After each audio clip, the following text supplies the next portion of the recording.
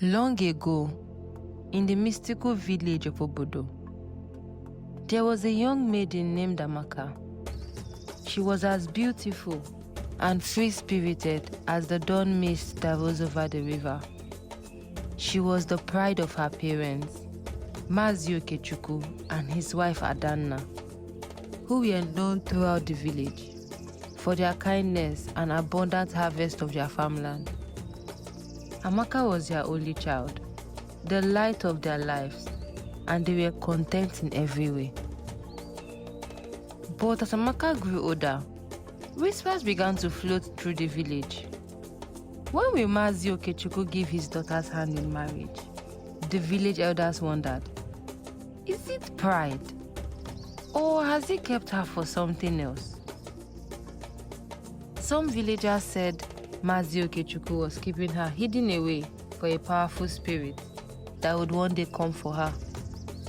Others claimed that Adanna had made a pact with the deity long ago to have a child, and the day was fast approaching when that debt would be due.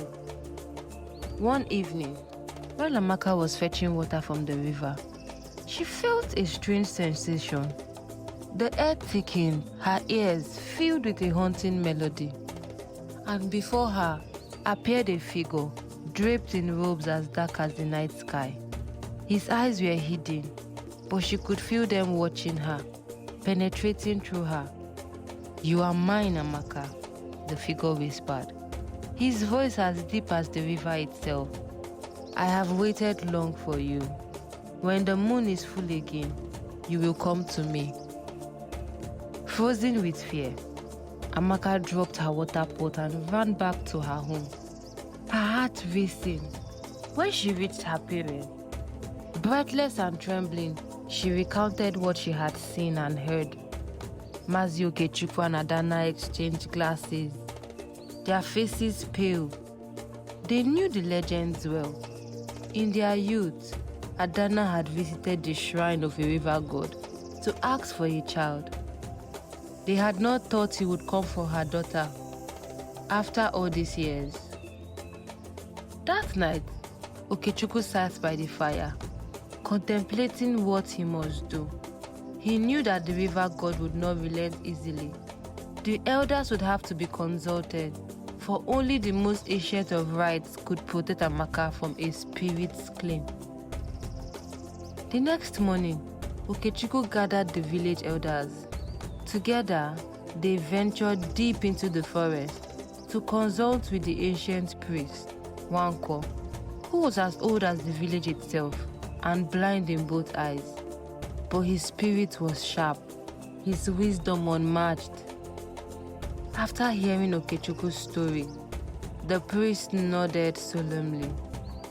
The river god does not break his promises, nor does he allow any soul to escape his grasp.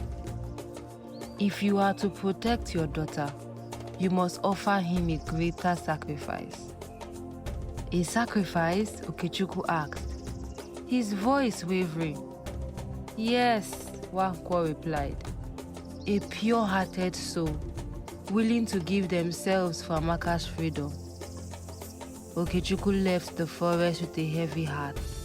Who in the village would sacrifice themselves for his daughter? He and Adanna had been kind, but he could not ask anyone for a gift so costly. As days passed, Amaka continued to feel the river god's presence. Like shadows creeping closer each night, her dreams were haunted by his voice, calling her, promising her endless beauty, eternal youth, if only she would surrender herself to him. In the end, it was Adanna who made the decision. On the night of the full moon, she took Amaka by hand and led her to the river. "My daughter," she said softly, "if I could change our fates, I would. But the river god's claim is powerful. I will go to him in your place." "No, Mama, I won't let you do this," Amaka cried, clutching her mother's arm. But Adanna's face was set with determination.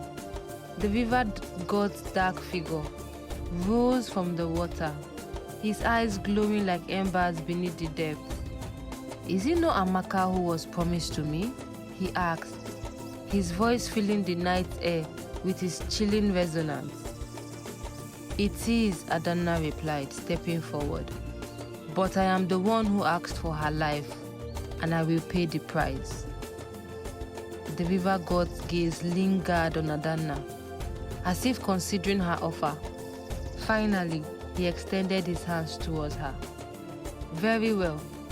I will take you in her place. But know this, no mother's sacrifice is forgotten.